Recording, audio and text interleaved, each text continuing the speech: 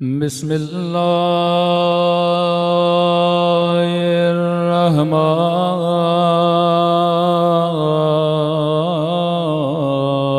الرحيم الحمد لله رب العالمين الحمد لله كما هو أهله الصلاة والسلام على سيد المرسلين وخاتم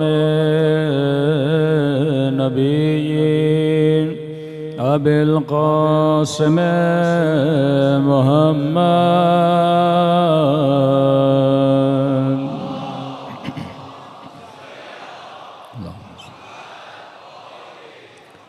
وعلى آله الطيبين الطاهرين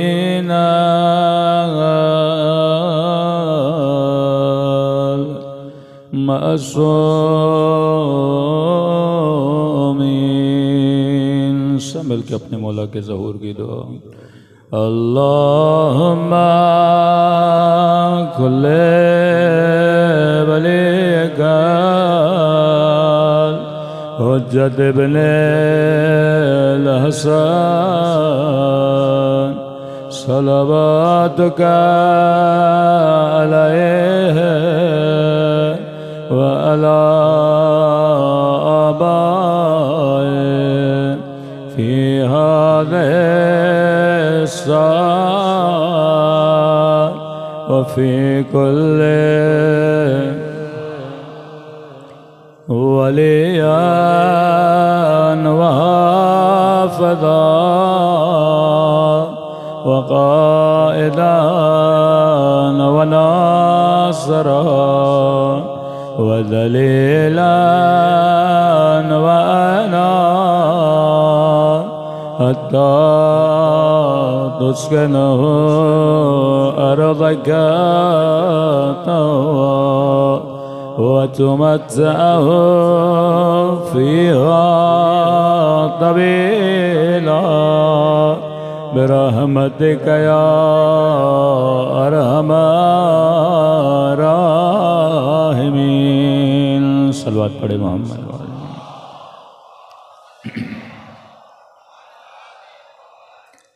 بسم اللہ الرحمن الرحیم رب اشرح لی صدری ویسر لی امری واحلل عقدۃ من لسانی یفقهوا قولی اما بعد فقد قال سبحانہ وتعالی اہدنا الصراط المستقیم صلوات پڑھے محمد وعلی محمد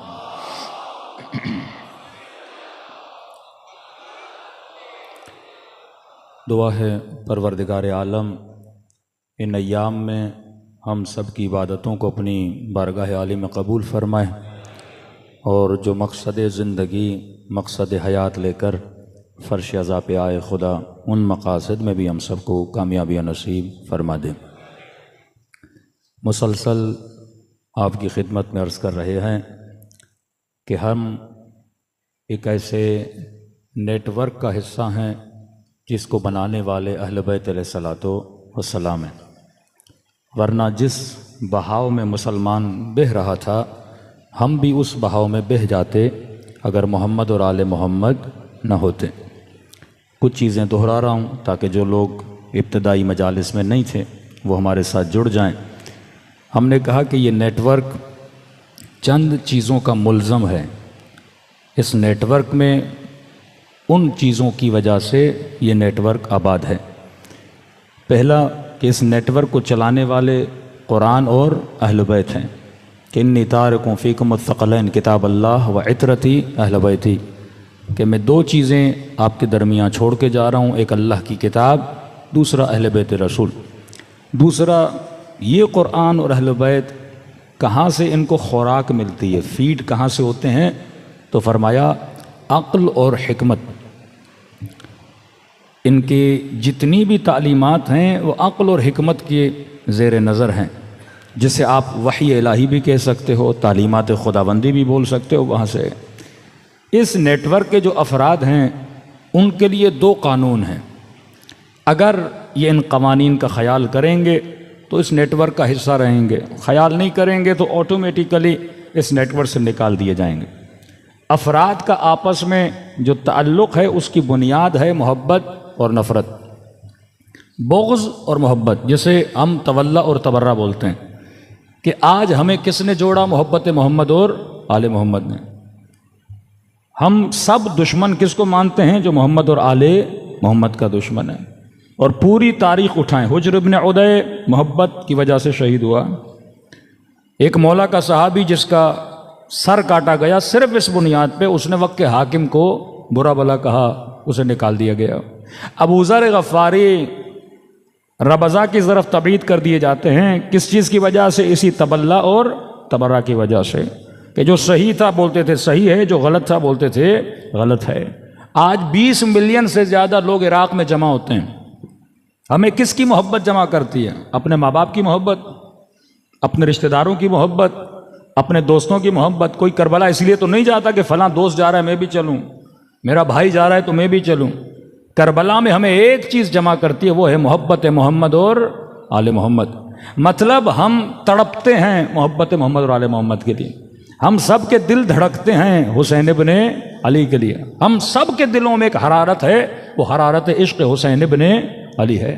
اور اگر ہمیں غصہ آتا ہے تو وہ دشمن علی پر آتا ہے، کہ ہم جانیں قربان کر دیتے ہیں کہ امام حسین پہ آنچ نہ آ پائے، کہ جناب کربلا کے میدان میں وہ جناب سعید ہیں، جناب جون ہیں، جناب بریر ہیں، جناب یزید ابن سبیت ہیں، یہ سارے اپنی جانوں کو قربان کر رہے ہیں، کس کے لیے؟ امام حسین کے لیے۔ یزید ابن سبیت اپنے 10 بیٹے تھے اس کے، 8 بیٹوں نے کہا ہم نہیں چلیں گے، 2 بیٹوں نے کہا ہم بابا کے ساتھ چلیں گے، عبداللہ اور عبید اللہ۔ اتنا عظیم الشان صحابی ہے کہ زیارت ناہیہ میں امام زمانہ سلام کرتے ہیں، السلام علی یزید ابن سبیت وعلی ابنہ عبداللہ اور عبید اللہ، دونوں بیٹے امام کی خدمت میں لا کے کھڑا کرتا ہے۔ مطلب محبت میں ان کے دل بھی تڑپتے ہیں، اور اگر دشمن سامنے آ جائے تو سب سے پہلے تیر اپنے بدن پہ لیتے ہیں، وہ حسین ابن علی پہ ایک بھی آنچ آنے کے لیے تیار نہیں ہوتے۔ یہ ہے تولا اور تبرہ۔ دوسرا جو قانون ہے ان کا آپس میں جڑنا، محبت اور نفرت دشمن اہل بیت علیہ الصلوۃ والسلام سے۔ اب ان کی بقا کے لیے اہل بیت نے ایک قانون بنایا ہے، اگر اس قانون پہ شیعہ عمل کرے تو شیعہ معاشرہ باقی رہے گا، صرف باقی نہیں رہے گا، خدا اس کو برکت بھی دے گا۔ اگر آپ چاہتے ہو آپ کا دائرہ وسیع ہو جائے، اگر آپ چاہتے ہو کہ آج 100 شیعہ ہیں کل 1000 ہو جائیں، آج 1000 ہیں کل 1,00,000 ہو جائیں، آج 1,00,000 ہیں کل 1 کروڑ ہو جائیں، تو فرمایا یہ صفت ہے۔ وہ کون سی صفت ہے؟ فرمایا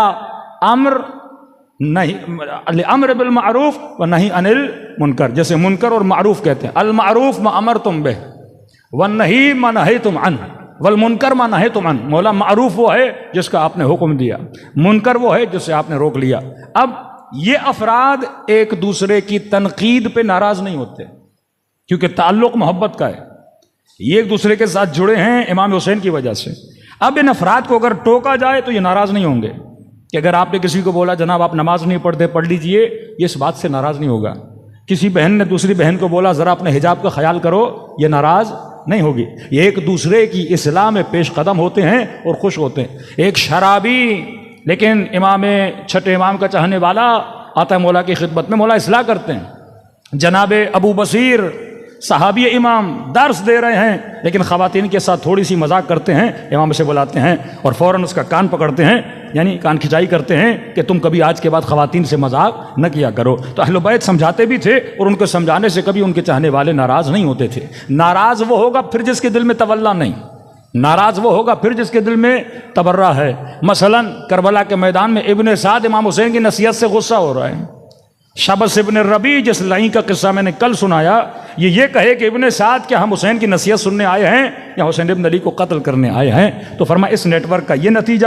اب اللہ کہتا ہے نتیجہ یہ ہوگا کہ خدا تمہارے گھروں میں تمہارے معاشروں میں نظام عدل کو قائم کر دے گا۔ یہ نشانی ہے ظہور امام زمانہ کی۔ ملئت جورن و ظلما، مولا زمین ظلم اور جور سے بھر چکی ہے، جب آپ آؤ گے قسطن و عدلا، اس کے بعد کیا ہوگا؟ زمین خدا میں عدالت قائم ہو جائے گی۔ صلوات پڑھے محمد و آل محمد پر۔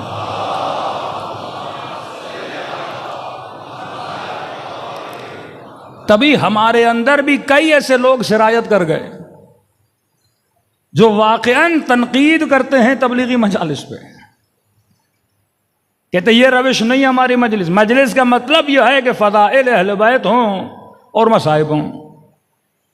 جنہوں نے فضائل کا دائرہ صرف جنگوں تک محدود کر دیا کہ مولا علی لڑیں گے تو یہ علی کی فضیلت ہے، لیکن نماز مثلا مولا کی فضیلت نہیں ہے۔ تو کسی نے کہا کہ مولانا مجلس کس طرح پڑھی جائے؟ میں نے کہا نہ آپ بتاؤ نہ میں بتاؤں یا فلاں مولوی بتائے، اہل بیت نے اصول بتائیں۔ میں نے کہا پورا نہج البلاغہ مجالس علی ابن ابی طالب کا مجموعہ ہے۔ نہج البلاغہ کیا ہے؟ مجالس امیر المومنین ہے۔ آج ہم مجلس بولتے ہیں، اہل بیت کے زمانے میں خطبات بولتے تھے، کہ یہ میں شروع میں پڑھتا ہوں نا الحمدللہ رب العالمین الحمدللہ کما ہوا، یہ خطبہ ہے۔ اہل بیت خطبے سے ابتدا کرتے تھے اور پھر آگے جا کے کلام کرتے تھے، تو کہتے تھے خطبات امیر المومنین۔ علی نے کیا دیا؟ خطبہ دیا۔ جناب سیدہ زہرا کی مجلس خواتین کے لیے الگو ہے، رول ماڈل ہے، تبھی کہتے ہیں خطبہ فدق، یہ سیدہ کی مجلس ہے۔ نہج البلاغہ امیر المومنین کی مجلس ہے۔ بڑے سے بڑے مولوی کو لا کر بٹھائیے کہ جناب ہم مجلس کی روش نکالنا چاہتے ہیں کہ اہل بیت مجلس کس طرح پڑھتے تھے۔ چھٹے امام کے خطبات، چوتھے امام کے خطبات، امام رضا کے خطبات، امیر المومنین کے خطبات۔ میں نے کہا روش مجلس خطبہ ہے امیر المومنین سے نکالو۔ خطبے کی ابتدا توحید خدا سے، اس کے بعد امیر المومنین واجبات کو گنواتے ہیں، اس کے بعد امر بالمعروف کرتے ہیں، نہی عن المنکر کرتے ہیں، آخر میں جا کے پھر بتاتے ہیں کہ تمہیں جو بتا رہے ہیں ان کی فضیلت کیا ہے۔ خطبہ جناب سیدہ فاطمہ زہرا اللہ کی توحید کا ذکر کرتی ہیں، نماز کا ذکر کرتی ہیں، زکوٰۃ کا ذکر کرتی ہیں، پھر عربوں کو ان کے حالات بتاتی ہیں کہ تم کیا تھے اور میرے بابا نے کیا کیا، پھر اپنی فضیلت کو بیان کرتی ہیں۔ خطبہ غدیر کو اٹھا لیجئے، رسول خدا ابتدائے خطبہ میں توحید کا ذکر کرتے ہیں، پھر نماز کا ذکر کرتے ہیں، پھر لوگوں کو خوف خدا دلاتے ہیں، پھر واجبات کی ترغیب دلاتے ہیں، پھر آخر میں آتے ہیں ولایت امیر المومنین کو بتاتے ہیں۔ مطلب ابتدا یہ ہوتی ہے اللہ کو مانو، پھر امر بالمعروف، پھر نہی عن المنکر، واجبات کو ادا کرو، محرمات سے بچو، لوگوں کو اچھائیوں کی دعوت دو، لوگوں کو برائیوں سے روکو، پھر آخر میں جا کے اہل بیت کا ذکر کرتے تھے کہ اگر تم نے سب کچھ کیا اور دل میں علی کی محبت نہ رہی تو عبادتیں منہ پہ ماری جائیں گی۔ ہم کیا کرتے ہیں؟ آخر کو لیتے ہیں کہ دنی مولانا شروع کو نہیں لینا۔ بندے خدا اگر معاشرے کے اندر اصلاح نہیں ہوگی، معاشرہ علوی معاشرہ کیسے بنے گا؟ اس جوان کو ہم نے امام زمانہ کے لیے تیار کرنا ہے، اس زبان کے برین کو امام زمانہ کے لیے۔ جب اس کی سوچ امام حسین جیسی نہیں بنے گی، جب اس کی فکر جناب زہرا جیسی نہیں بنے گی، یہ اس انقلاب مہدوی کے لیے تیار نہیں ہوگا۔ تو جب تک معاشرے میں گفتگو کا طریقہ وہ نہ ہو جو محمد اور آل محمد کا ہو۔ اب وہی کام جو دشمن اہل بیت نے کیا، کیا کام کیا؟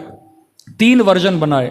اس میں اتنی احادیث و روایات ہیں جو وقت میں واقع دامن وقت میں نہیں ہے۔ کوئی بھی نوجوان تھیسس لکھنا چاہے، میں نے کل کہا کہ آج کل تو آرٹیفیشل انٹیلیجنس آ گئی، آپ چیٹ جی بی ٹی میں بھی سوال کریں گے، آدھے جواب تو سارے وہاں پر آ جاتے ہیں۔ جعل حدیث کا ٹاپک کہ حدیث جعل کے ساتھ، وہ ہمارے ہاں شیعوں کا ایک وہ مشہور ہے نا ایک بیان کہ جناب کے پیاز نہیں بک رہے تھے اور کہا کہ جس نے مکے کے پیاز کھائے اس پہ جنت واجب ہو گئی۔ تو یہ بالکل اسی طرح ہے کہ جس نے ایک شیعہ کو مارا اس پہ جنت کیا ہو گئی؟ واجب ہو گئی۔ یہ چمچ بھی اپنی جیبوں میں لے کے جاتے تھے کہ جب مر جائیں گے تو رسول خدا کے ساتھ ڈنر کروایا جائے گا۔ اس طرح کے مفتی تاریخ میں آپ بہت یحرفون الکلم، یہود نے یہی کیا کہ کلمات رسول خدا کی تحریف کی۔ پہلا ورژن کیا بنایا؟ اچھا یہ ساری تحریفات شروع ہو رہی ہیں صلح امام حسن کے بعد، کیونکہ اتنے سخت جنگیں کی امیر المومنین نے، خلیفہ کشی ہوئی، عثمان کا زمانہ، امیر علی کا زمانہ، عمر کا زمانہ، خلیفہ مارے ہیں، لوگ خلیفہ مار رہے ہیں۔ یہ سارے لوگ جو عثمان کو قتل کرنے کے لیے آئے تھے کہاں سے آئے تھے؟ یہ مصر کے مسلمان تھے، یہ سارے کلمہ گو تھے۔ یہ جو امیر المومنین کے مقابلے میں کھڑے تھے یہ کون ہیں؟ یہ وہی ہیں جو کلمہ گو ہیں، کوئی نمازی ہے، کوئی حاجی ہے، کوئی کیا ہے، کوئی کیا ہے۔ اب انہوں نے کہا کہ لوگ ہماری برائیوں کو دیکھ کے ہمارے خلاف اٹھتے ہیں، تو انہوں نے حدیثیں کا کارخانہ لگایا، حدیثیں بنانا شروع کی، سینکڑوں حدیثیں۔ کہ آج آپ دیکھیں محمد علی مرزا انجینئر، آدھی باتیں سچ کہہ جاتا ہے، پھر اینڈ میں اٹک جاتا ہے. کیوں؟ اس کا سورس اہل بیت نہیں ہے. ٹھیک ہے نا. آدھی باتیں اس کے کتاب میں جو آ گئیں، جو اس کی عقل سے ٹکرائیں، اس نے ساری بیان کی کہ معاویہ نے کیا کیا، وہ بتاتا ہے لوگوں کو. یہ بھی غلط کیا، یہاں پر بھی باطل تھا، یہاں پر بھی علی اکبر تھے، یہاں پر بھی علی اکبر تھے، یہاں پر بھی علی اکبر تھے. یہ حدیث رسول ہے، علی کو مولا کہا، آپ بھی مولا بولیں، کوئی مسئلہ نہیں. آ کے پھر ایک جگہ پہ اٹک جاتا ہے. کیوں؟ کیونکہ سورس اس کا یہی مسلم اور بخاری ہے. مسلم اور بخاری میں یہ حدیثیں بکثرت کے ساتھ نقل ہیں کہ آپ حاکم کے خلاف قیام نہیں کر سکتے.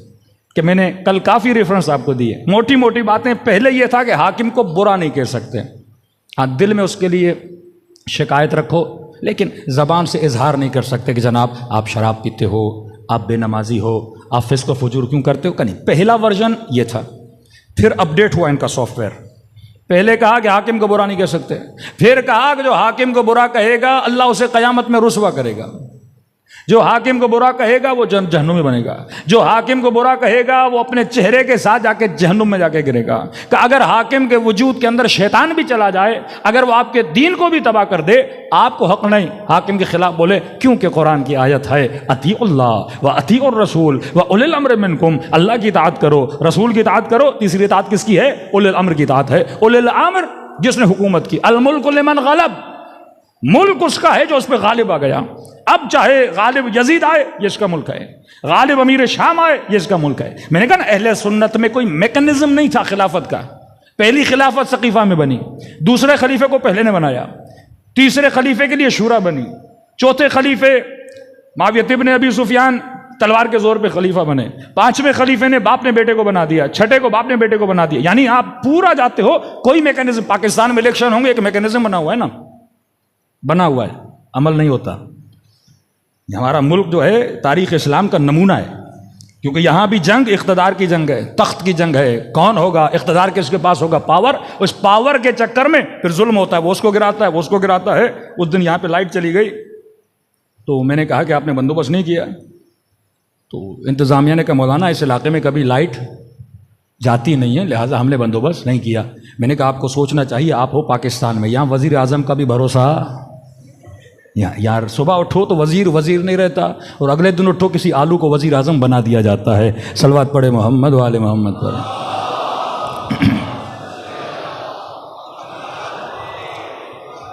پنجاب میں ایک جگہ مجلس پڑھ رہا تھا اور یہ میں نے لفظ آلو استعمال کیا، تو کہا کہ مولانا آپ نے آلو کیوں کہا. میں نے کبھی آپ نے سوچا اتنے لوگ تھے، ایک خاص بندے کو وزیر اعظم کیوں بنایا گیا. تو میں نے کہا سبزیوں میں جو آلو ہے وہ ہر سبزی میں فٹ ہو جاتا ہے. تو بعض لوگ ایسے ہیں جو ہر جگہ کیا ہو جاتے ہیں، فٹ ہو جاتے ہیں. یہ آپ لوگوں کے لیے بصیرت کی نگاہ ہے کہ کون بندہ کہاں بیٹھا ہے. صلوات پڑھے محمد والے محمد پر.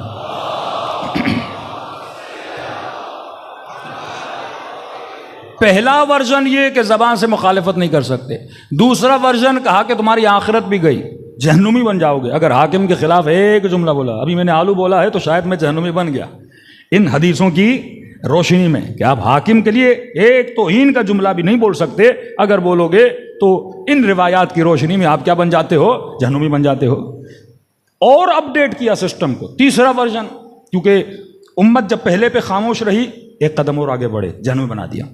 امت جب دوسرے قدم پہ خاموش رہی تو تیسرے قدم پر آئے. کہ رسول خدا نے فرمایا ہے جو جماعت سے جدا ہو جائے، امت بیعت کر لے اور ایک بندہ مخالفت کرے تو اس کا قتل بھی جائز ہے، چاہے وہ کوئی بھی کیوں نہ ہو. اب سوچو کہ جب سیدہ دروازے کے پیچھے تھیں، یہ جملے ہیں ہماری تاریخ میں، ان کے نہیں ہے تو نہیں ہے. کہا کہ مجھے نہیں پہچانتے میں کون ہوں، مصطفیٰ کی بیٹی ہوں. اس گھر میں حسنین رہتے ہیں. اس نے کہا فاطمہ ہو تو کیا، حسنین ہیں تو کیا. وہی نظریہ اگر مقابلے میں آئے تو چاہے کوئی بھی ہو اس کا قتل کیا ہو جاتا ہے، جائز ہو جاتا ہے. پہلے کہا قتل جائز ہے، پھر قتل کر کے دکھایا. واقع حرہ 70 کے قریب اصحاب، 700 کے قریب قاریان قرآن 3 دن مدینے کو حلال کیا. واقع حرہ کے بعد عبد الملک مروان کے زمانے میں حجاج ابن یوسف اٹیک کرتے ہیں مدینے پر.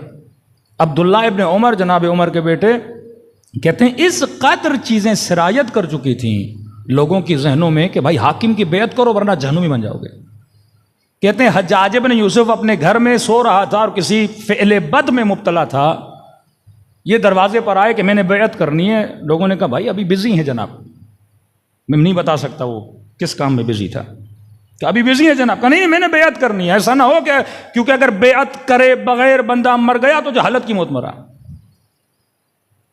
کہتے ہیں انہوں نے کہا بھائی وہ بہت اصرار کر رہے ہیں بیعت کرنی ہے. کہہ رہے ہیں یہ اتنا بد اخلاق تھا کہ صحابی کا بیٹا بیعت کرنے آیا، یہ بستر پہ سو رہا تھا، اس نے کہا میں بزی ہوں. اس نے اپنی ٹانگ نکالی اور کہا کہ میرے پیر سے کیا کر لو، بیعت کر لو. اور وہ پیر پہ ہاتھ لگا کے چلے گئے کہ ہماری کیا ہو گئی، بیعت ہو گئی. تیسرا ورژن قتل کرو، اور قتل کیا. اتنا قتل کیا کہ آپ کی سوچ ہے. کہتے ہیں مسجد کوفہ سے خون ایسے باہر آتا تھا جیسے بندہ کوئی مسجد کو پانی سے دھو رہا ہو. اتنے سر کاٹے کہ ان سروں پہ قالیچے بچھا کے چلا کرتے تھے. یہی اسی فتوے کی بنیاد پر کہ قاضی شرح فتوا دو. کس بنیاد پہ فتوا دوں؟ کہ یہی کہ حسین نے حاکم کے خلاف خروج کیا ہے. واللہ آج آپ چلے جائیے ان لوگوں کو جو یہی عقیدہ رکھتے ہیں، اس میں ذہبی ہے، اس میں قرطبی ہے، اس میں سارے اکابر امت انہی حدیثوں کے چکر میں پھنسے ہوئے ہیں. تو میں کہتا ہوں نا، جب ماخذ اور منبع اہل بیت نہ ہو تو لوگ گمراہ ہو جاتے ہیں. آج آپ کا مسلمان بھائی وہ بیچارہ کیا کرے؟ وہ کتاب اٹھاتا ہے ایک طرف قال رسول اللہ، جس نے حاکم کے خلاف قیام کیا، حاکم چاہے حبشی ہو، حاکم چاہے فاسق ہو، حاکم چاہے شرابی ہو، اس کے خلاف قیام نہیں کرنا، جماعت امت سے الگ نہیں ہونا، رفضہ تم رافضی بن جاؤ گے، اس کا قتل جائز ہے. اب یہ ایک مرتبہ دیکھتا ہے کہ نبی کا نواسہ قیام کر رہا ہے تو کہتے دیکھو احترام اپنی جگہ پر، لیکن یہاں پہ حسین نے جماعت سے اختلاف کر کے الگ ہوئے، اور نبی کا فرمان یہ تھا لہذا امت میں فتنہ ہو گیا، اتنا بڑا قتل ہو گیا. حسین کو نہیں آنا چاہیے تھا. یہ نہیں کہتے کہ یزید نے جو کیا غلط تھا، کہتے نہیں، یزید حسین ابن علی نیاز باللہ غلط کیا قیام کر کے، یزید کو احتراماً کچھ نہیں کرنا چاہیے تھا. اس کے فعل کو برا نہیں کہتے. اب آپ کو قیام امام حسین کی سمجھ آئے گی کہ امام حسین کا قیام دو جملے کہتے ہیں کہ اپنے جد کے دین کو زندہ کرنے کے لیے نکلا ہوں. دوسرا فرمایا جو بدعتیں امت میں آ گئی ہیں، حسین ان بدعتوں کو ختم کرنے کے لیے باہر آیا ہے. دین کی شکل اتنی بگڑ گئی کہ لوگوں کو پتہ ہی نہیں کہ دین رسول کیا ہے. کہ 100 سال تک حدیث سنانا منع، لیکن شام میں حدیث سنانے کی آزادی. جب لوگ نہیں سنیں گے قال قال رسول اللہ، جب لوگ نہیں سنیں گے کہ رسول خدا نے کیا کہا، اور صرف حکومت پرنٹ کرتی رہے گی کتابوں کو اپنے مفادات میں کہ رسول نے یہ کہا، تو امت کا تو قصور نہیں ہے، امت گمراہ ہو جائے گی. اب اس امت میں قیام کیا امام حسین نے. میں نے کہا یہ قیام حسین ابن علی امت کو ایک الگ لائن دے رہا ہے. اسلام میں 2 اسلامی ورژن بنے ہیں. ایک وہ ورژن جس پہ اہل بیت چلے، ایک وہ ورژن جس پہ پوری امت چلی.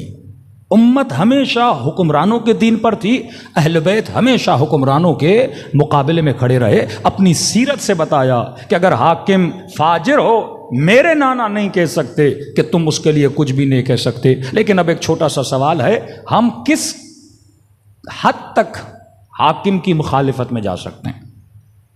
کوئی اہل بیت نے میکینزم بنایا کہ آپ کو پتہ چلا آپ کا حاکم شراب پیتا ہے تو اس کا مطلب یہ تو نہیں بندہ تلوار لے کے باہر نکلے. اصلاً حاکم کے خلاف نہ بولنا صحیح ہے یا حاکم کے خلاف بولنا صحیح ہے؟ بولوں تو کس حد تک بولوں، خاموش رہوں تو کس حد تک خاموش رہوں؟ اس کی مثال میں آپ کو اس طرح دوں گا، یہ بات آپ کا عقل بھی اس کی تائید کرے گا کیونکہ یہ مکتب عقل ہے. ایک مرتبہ آپ ایک بس میں بیٹھے ہیں، بس کے اندر ڈرائیور بھی ہے، مسافر بھی ہیں. مسافر شور مچائے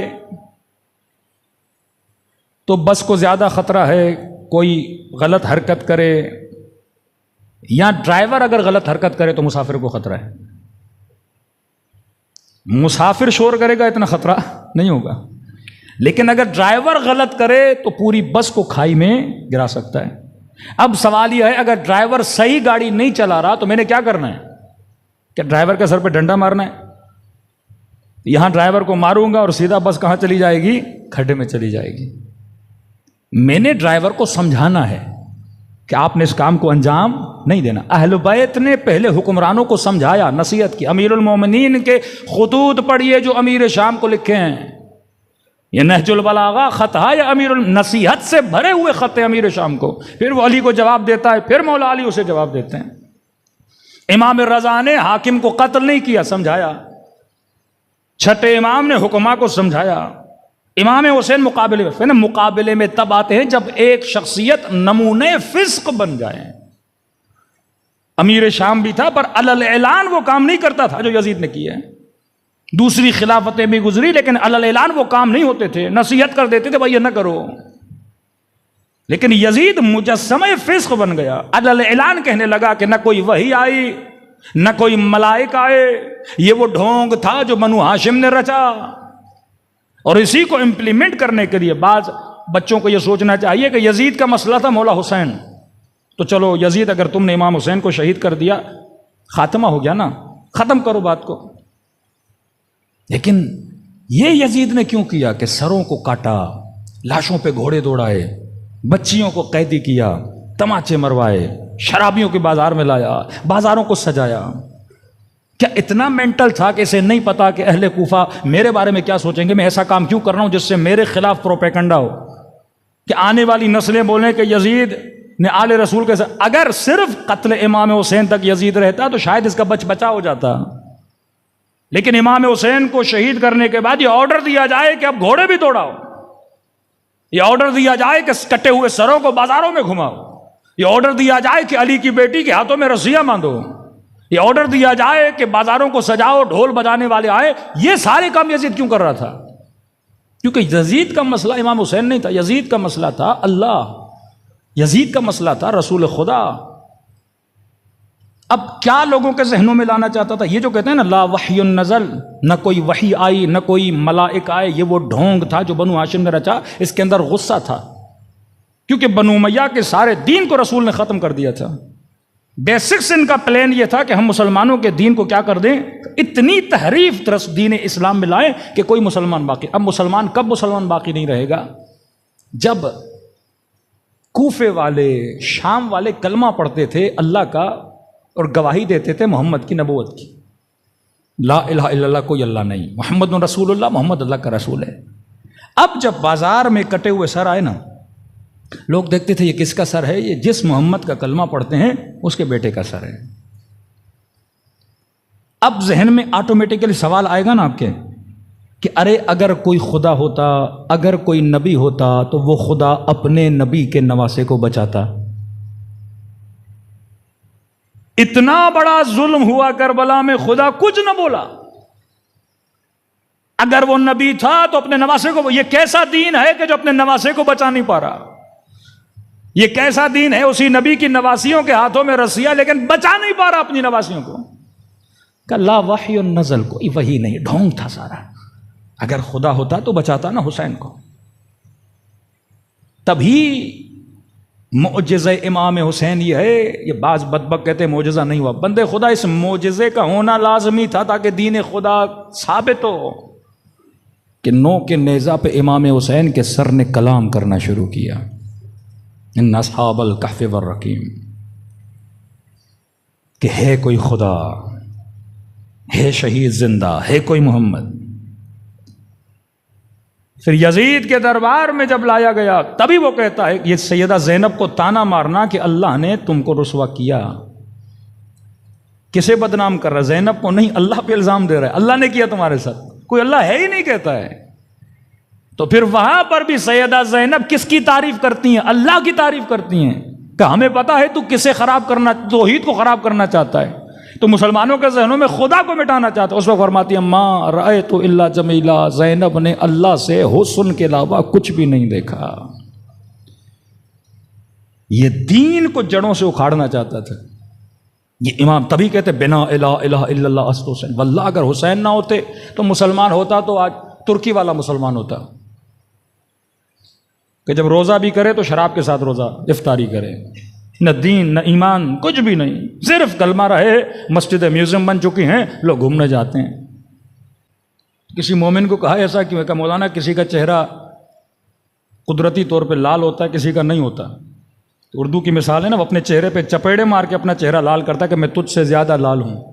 کہ یہ ایسے مسلمان ہیں انگریزوں کو بتاتے ہیں کہ تم تو ہو بے حیا لیکن ہم تم سے بھی 2 قدم زیادہ بے حیا ہیں. نہ رہن سے نہ سہن سے کبھی نہیں لگے گا کہ یہ مسلمان ہیں. آج وہ مسلمان آپ کو نظر آتا. آج اگر دین بچا ہوا ہے، مسجدوں میں نمازیں پڑھ رہے ہو، یہ کس کا احسان ہے؟ حسین ابن علی کا احسان ہے. امام حسین نہ ہوتے یہ یزیدی حکومتوں کا سلسلہ چلتا رہتا اور دین کا خاتمہ ہوتا. صلوات پڑھے محمد و آل محمد پر.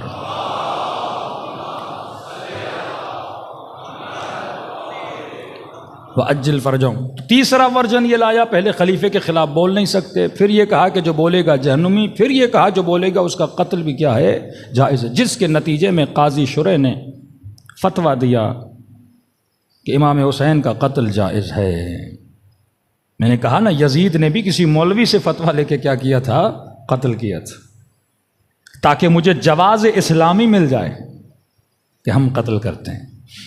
اور امام حسین نے ان ساری احادیث کو جو رسول خدا کی طرف نسبت تھی کہ حاکم کے خلاف قیام نہیں کر سکتے، اپنے قیام سے ان کو کیا کر دیا؟ رد کر دیا کہ حسین و منی و انا من الحسین، یہ سید شباب اہل جنت ہے. کیسے ممکن ہے یہ اپنے نانا کی سیرت پہ نہ چلے؟ صلوات پڑھے محمد و آل محمد.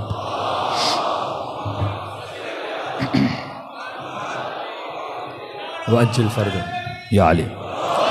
اب امام حسین کے بعد امام زین العابدین نے کس طریقے سے، میں نے کہا وہ جو نئے مسلمان تھے ان کو خریدا، خریدنے کے بعد ان کو مکتب اہل بیت کی تربیت دی، پھر ان کو پھیلا دیا پوری دنیا میں. ذہبی اپنی کتاب میں لکھتا ہے آپ کے امام محمد باقر علیہ الصلوۃ والسلام کے لیے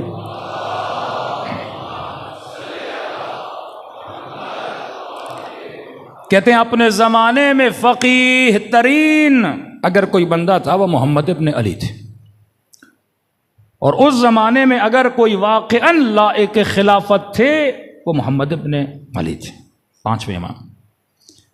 5ویں اور 6ٹھے امام میں بنو امیہ اور بنو عباس میں جھڑپیں ہوئے ہیں.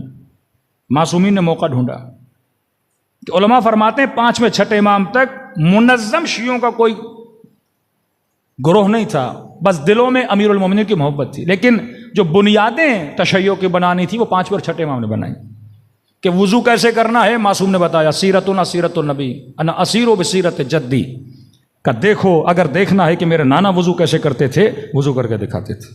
حج کے احکام بتائے، روزے کے احکام بتائے، اصول دین بتائے، فروع دین بتائے، اپنے شیعوں کو تیار کیا مختلف مناظروں کے لیے. اتنا بڑا نیٹ ورک آپ کے پاس میں بنا دیا. یعنی مولا مدینے میں بھی رہتے تھے، کوفے بھی جاتے تھے. 3 جگہوں کو امام نے مرکز بنایا، مدینہ، اس کے بعد امام نے کوفہ، تیسرا جس کو امام نے مرکز بنایا وہ امام کی توجہ کس کی طرف تھی؟ ایران کی طرف تھی. اب کوفہ کی بنیاد خلیفہ ثانی کے زمانے میں کوفہ فوجی چھاونی تھا. یہ مسلمان جہاں جہاں سے آتے تھے فوجیں جمع کی جاتی تھی کوفے میں، فوج جمع ہوتی تھی، یہاں سے جنگوں میں جاتے تھے، پھر سارے غنائم کوفے میں آتے تھے، پھر لوگوں میں تقسیم کر دیے جاتے تھے.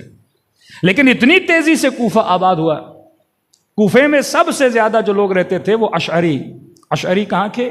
یمن کے آئے ہوئے لوگ تھے. یمنیوں کا ایک مسئلہ تھا، یمنی کبھی خلیفہ نہیں بن سکتے تھے کیونکہ یہ قرشی نہیں تھے. جس طرح امریکہ میں جو کالے ہیں ان کو بڑے بڑے عہدے نہیں دیے جاتے. اب یہ تو بائی چانس اوباما مثلا وہاں کا پریزیڈنٹ بن گیا، یہ کبھی کبھی ایک بندے کو بنا دیتے ہیں، لیکن پوری ہسٹری میں دیکھیں کالوں کی اتنی ویلیو نہیں. تو کالے اپنے وجود کے اظہار کے لیے امریکہ میں کیا کرتے ہیں؟ زیادہ تر کالے آپ کو اسپورٹ میں نظر آئیں گے، باکسنگ میں نظر آئیں گے، سیلیبریٹی بننا چاہتے ہیں، سنگر بننا چاہتے ہیں، تاکہ وہ اس معاشرے میں اپنی ویلیو، اپنا نام بنا سکیں، جس معاشرے میں ان کو بڑے بڑے عہدوں پہ لانے نہیں دیا جاتا. یمنیوں کا یہی حال تھا، یمنی خلیفہ نہیں بن سکتے تھے. تو یمنی یا حافظ قرآن بنتے تھے یا یمنی بہترین جنگجو تھے. اب عبد الملک مروان نے، کیونکہ یمنی لڑتے بہت تھے، جنگجو تھے، تو ان کو کہا کہ آپ ذرا آگے کی طرف بھیج دو. تو بڑی تعداد یمنیوں کی 15 سے 20 ہزار یمنی ایران کے فتح ہونے کے بعد اس شہر اس میں داخل ہوئے، اور یہ یمنی جا کے مقام قم یعنی شہر قم میں جا کے یہ رکے. کہ آپ دیکھتے ہیں کہ اچانک آپ سے قم سے آپ کو شیعوں کی ایک خیزش نظر آتی ہے، شیعہ وہاں سے نظر آتے ہیں. یہ اشعری المذہب یمن کے وہ جنگجو تھے جو وہاں پہ رکے. اب یمنیوں کے دل میں امیر المومنین کی محبت ضرور تھی. اب امام محمد باقر کیا کرتے ہیں، کچھ وقت مدینے کو دیتے ہیں، کچھ وقت جاتے ہیں امام باقر کوفے کو دیتے ہیں، اور اس طریقے سے اہل بیت نے کام کیا کہ آج تک آپ تاریخ پڑھتے ہیں آپ کنفیوز ہوتے ہیں کہ جناب مختار امام زین العام سے اجازت لی تھی کہ نہیں لی تھی۔ آج تک شیعہ کنفیوز ہیں جناب زید نے امام جعفر صادق سے اجازت لی تھی یا نہیں لی تھی۔ یعنی اس قدر اہل بیت چھپ کے کام کرتے تھے کہ دشمن بھی نہیں بول سکتا تھا کہ مثلا مختار نے کس سے اجازت لی ہے۔ نام تھا محمد ابن حنفیہ کا، لیکن ہڈنلی اجازت کس نے دی تھی؟ امام زین العابدین نے۔ جناب زید اس طرح عمل کرتے تھے کہ لوگ سمجھتے تھے یہ چھٹے امام سے الگ ہے، لیکن بعد میں جب امام فرماتے ہم اس کے عمل سے راضی ہیں تو پتہ لگتا ہے جناب زید کو بھی کس نے اجازت دی تھی؟ امام جعفر صادق علیہ السلام نے۔ صلوات پڑھے محمد و آل محمد۔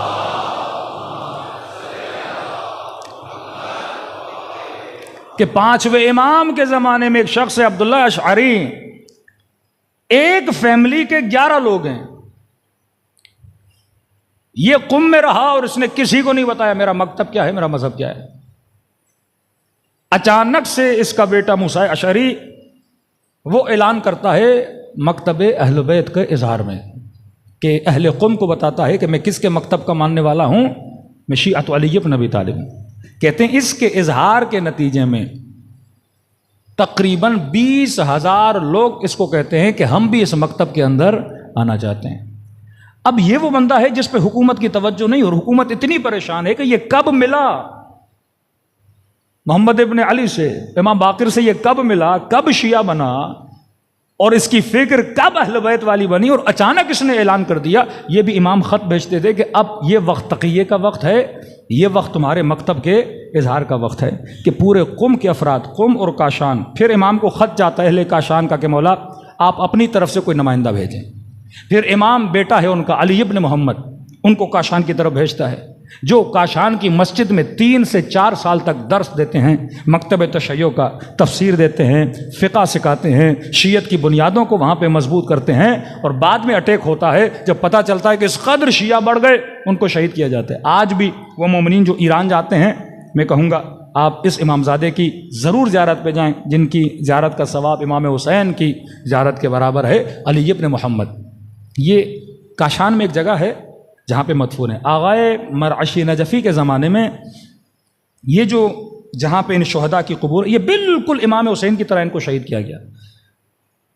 تقریباً یہ 80-90 ساتھی تھے آپس میں جن کو شہید کیا، اور سیم امام حسین کی طرح ان کا گلا کاٹا گیا، اور ان شہداء کو بے دردی سے شہید کیا گیا۔ یہ فرزند امام محمد باقر ہے۔ آغائے مرعشی نجفی کے زمانے میں آج بھی وہاں کا ایک خادم زندہ ہے، شاید 90 سال کا ہوگا، اس کی ڈاکیومنٹری بھی انٹرنیٹ پہ پڑی ہوئی، آپ دیکھ سکتے ہیں۔ یہ معجز اہل بیت علیہ الصلوۃ والسلام ہے۔ آغائے مرعشی نجفی کو وہاں پہ بلایا گیا۔ کیوں بلایا گیا؟ کیونکہ امام بارگاہ یا اس شہید کے مقبرے کی زمین پہ اختلاف ہو گیا۔ کیونکہ ہوتا یہ تھا کہ اس زمانے میں لوگ، اگر ایک بندہ ہے اولاد نہیں ہے، وہ اپنی ملکیت وقف کر دیتا تھا فلاں امام زادے کے نام پہ۔ جتنے امام رضا کے موقوفات ہیں کسی امام کے نہیں ہیں، یعنی مشہد کی شاید 30% زمینیں کس کی؟ امام رضا کی ہیں۔ لوگوں نے زمینیں، لوگوں نے باغات۔ جناب فاطمہ معصومہ کی جہاں قبر ہے، یہ بھی ایک مومن کا باغ تھا، اس نے اپنی زندگی میں باغ کس کو دے دیا؟ جناب معصومہ قم کو دے دیا، اور بی بی وہاں پہ کیا ہوئی؟ دفن ہوئی۔ تو زمین کا اختلاف ہوا، ان کو کاغذات نہیں مل رہے تھے، تو انہوں نے ڈھونڈنا شروع کیا۔ کسی نے کہا کہ پرانی الماڑی میں کاغذ رکھے تھے، دیواریں بن چکی ہیں، شاید دیواروں کے پیچھے الماڑیاں چھپی ہوئی ہوں، تو انہوں نے کچھ کھدائی شروع کی۔ جب کھدائی شروع کی تو باقاعدہ جیسے کسی دروازے پر دیوار بنائی گئی ہو، وہ دیوار گری اور اندر ایک سرنگ تھی۔ اب کسی کو جرت نہیں ہو رہی تھی، ایک بندہ اندر گیا اور اس نے دیکھا وہاں پہ کوئی 27 کے قریب 28 کے قریب تابوت پڑے ہوئے ہیں۔ تو یہ خوف کے مارے باہر آیا، اور انہوں نے کہا کہ قبلہ ہمیں جرت نہیں، آیت اللہ مرعشی نجفی کو بلایا جائے۔ آغائے مرعشی نجفی کے زمانے میں وہ کاشان گئے، تو خود بہت بوڑھے تھے، اگر وہاں جانا چاہتے تو تھے، لیکن انہوں نے کہا کہیں زخمی نہ ہو جاؤں، لہٰذا میں اوپر ہوں۔ انہوں نے اپنے نمائندے کو نیچے بھیجا کہ اندر جو کاغذات ہیں وہ بھی لے کر آ، اور بتاؤ اندر کیا ہے، کیونکہ کسی کو نہیں پتا تھا اس دروازے کے اندر کیا ہے۔ یعنی جہاں ان کی زری ہے، یہ نیچے ایک سرداب ٹائپ جگہ ہے جہاں کا دروازہ ٹوٹا تھا۔ تو آج بھی وہ خادم حرم زندہ ہے جو نیچے گیا تھا، اس کی ڈاکیومنٹری پڑی ہوئی ہے۔ یہ کہتے ہیں جب ہم اندر گئے اور سرداب کے نیچے کئی تابوت پڑے ہوئے تھے، سارے جو تابوت تھے ان پہ کیلیں لگی ہوئی تھی، بند تھے، لیکن 3 سے 4 تابوت کھلے ہوئے تھے۔ تو کہتے ہیں جب ہم نے تابوت کا تختہ اوپر سے ہٹایا تو ہمیں صحیح سالم جسم اس تابوت کے اندر نظر آئے. کسی کے سر پہ چوٹ تھی، کسی کے بدن پہ زخم تھے، بالکل صحیح سالم. یہ خادم کہتا ہے جب ہم نے ان کو دیکھا کہ صحیح سالم بدن تابوت کے اندر پڑے ہوئے ہیں تو کہہ رہے ہم آپس میں اتنی آہستہ بات کر رہے تھے کہ ہمیں یہ محسوس ہو رہا تھا یہ لوگ سو رہے ہیں، کہیں ہم تیز بات کریں گے کہیں یہ جاگ نہ جائیں. پھر یہ باہر آئے، ان کو وہ کاغذات میں ملے، پھر ایک تختی تھی جس پہ سارے شہداء کے نام لکھے تھے، پھر ان کی شہادت کیسے واقع ہوئی، کس زمانے میں شہادت واقع ہوئی، کس نے ان کو شہید کیا، یہ تاریخ وہاں سے ملی. یہ باہر لے کر آئے، پھر اس کو چھپوا کے آغا مرشی نجفی کے زمانے میں وہاں لگایا گیا اور یہ معجزہ طور پہ پھر لوگوں نے وہاں پہ آنا شروع کیا. کتنے امام زادے، یعنی ایک قم میں اعلان ہوا شیعت کا. قم کے جنوب میں آپ جائیں کاشان، قم کے شمال میں جائیں شہر رے، یعنی قم سے شیعت نکلی کاشان تک گئی. شہر رے میں امام زادے حمزہ جن کو شہید کیا، اس کے بعد عبدالعزیز حسنی کو معصوم نے بھیجا، پھر وہ وہاں پہ شہید ہوئے. یہ لوگ آتے گئے جن کی زیارتوں کا ثواب، معصومین نے کہا کس کی زیارت کے ثواب کے برابر ہے؟ امام حسین کی زیارت کے ثواب کے برابر ہے. یہاں سے شیعت نکلتی ہے، پھر یہی اہل قم سمرقند جاتے ہیں، بخارا جاتے ہیں، وہاں تک شیعت بڑھ جاتی ہے. بخارا سے یہ آگے بڑھتے ہیں، بغداد جاتے ہیں، بغداد میں شیعت کو پھیلاتے ہیں. پھر یہی اہل قم اصالتاً یمن کے تھے، آئے کوفے سے تھے، شیعت بڑھائی قم میں. پھر یہ بغداد سے سفر طے کرتے ہیں جبل العامل کی طرف، جبل العامل لبنان میں.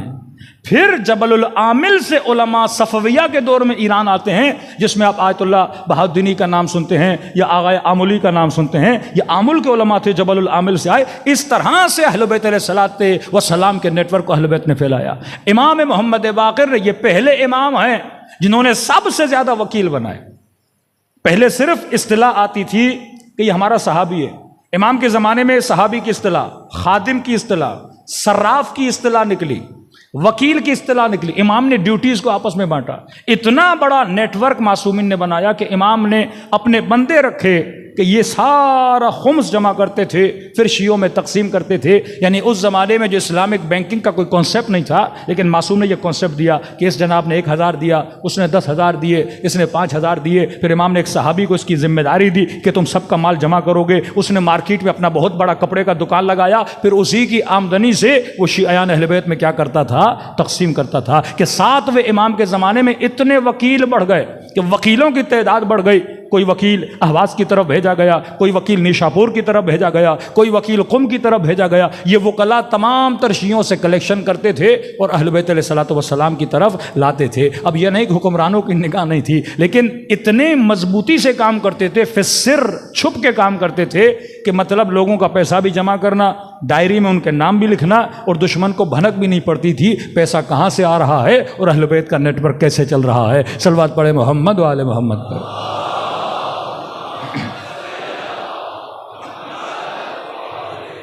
ایک امام کے صحابی ہیں جن کا نام ہے موسیٰ بن عبداللہ. یہی وہ بندہ ہے جس نے اپنے مذہب کا کیا کیا تھا؟ آشکار کیا تھا کہ ہمارا مذہب ہے. اب ایک مولا کے شاگرد کی مثال دوں، ابو جعفر. امام نے مناظر تیار کیے تھے. اس کو کہا کہ تمہارا کام ہے مناظرہ کرنا، کچھ کو کہا کہ تمہارا کام ہے صرف جاؤ بستیوں میں حدیثیں سناؤ، کچھ کو کہا کہ تمہارا کام ہے احکام سناؤ، کچھ کو کہا کہ تمہارا کام ہے کلیکشن کرو. لوگوں کو ڈیوٹیز دے کے امام نے بانٹا. یہ ابو جعفر یہ چھٹے امام کے زمانے میں بہترین مناظر، کہ کہتے ہیں جواب اس کے آستین میں رہتا تھا. یہاں سوال ہوا، اس نے ٹھک کر کے کیا کر دیا؟ جواب دے دیا.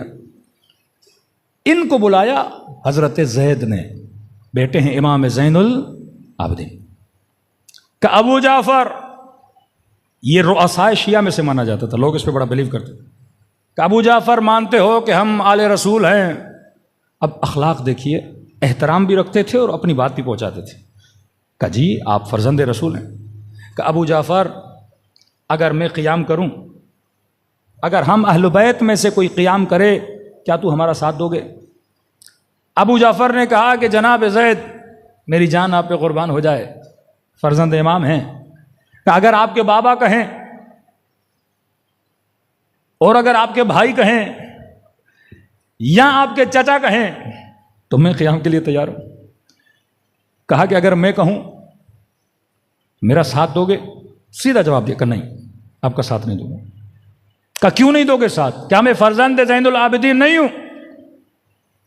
کہا دیکھیے اللہ نے ایک جان دی ہے اور ایک امام دیا ہے، تو اس جان کو اسی امام پہ ہی قربان کروں گا اگر وہ میرے مولا کیا دیں گے، حکم دیں گے۔ کہ ابو جعفر تم کیا سمجھتے ہو کہ مجھے نہیں پتا کہ امامت کیا ہے؟